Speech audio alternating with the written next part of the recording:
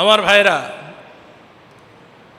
রমজানের পরবর্তী মাস শাওয়াল মাস। এই শাওয়ালের প্রথম জুমায় বিভিন্ন খুতবাতের কিতাবে অথবা নিয়ম মাফিক হজের আলোচনা করা। যেহেতু আল্লাহ পাক আমাকে এখানে এনেছেন, অন্য একটি বিষয়ের উপরে আয়াতে মুকাদ্দাসা তেলাওয়াত করেছি, তো সংক্ষেপে শুধু এতটুকু বলি, যাদের উপরে হজ ফরজ, এটা কার উপরে ফরজ সে ব্যক্তি নিজে ভালো মতো জানে।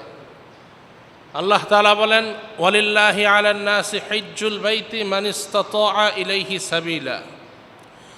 ওয়ালিল্লাহ, হজ এটা কার জন্য? আল্লাহর জন্য, ঠিক কিনা?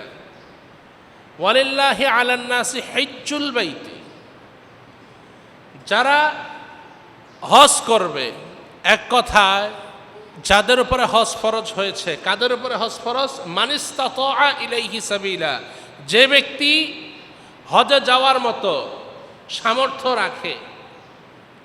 তো ওই পরিমাণ সম্পদ যার উপরে আছে তার উপরে হজ ফরজ।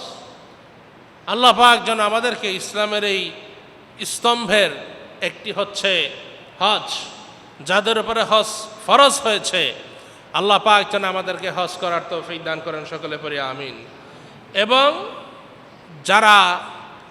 যাদের উপরে হজ ফরজ হয়নি, আল্লাহ পাক যেন আমাদেরকেও হজে যাওয়ার, আল্লাহর ঘর বাইতুল্লাহ এবং তার হাবিব নবী মুহাম্মদ সাল্লাল্লাহু আলাইহি ওয়াসাল্লামের রওজা আতহারে যাওয়ার তৌফিক দান করেন, সকলে পড়ি আল্লাহুম্মা আমিন।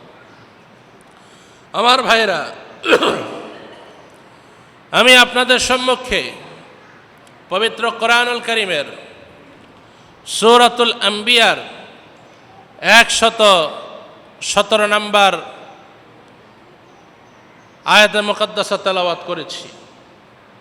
117 অথবা 107 হবে।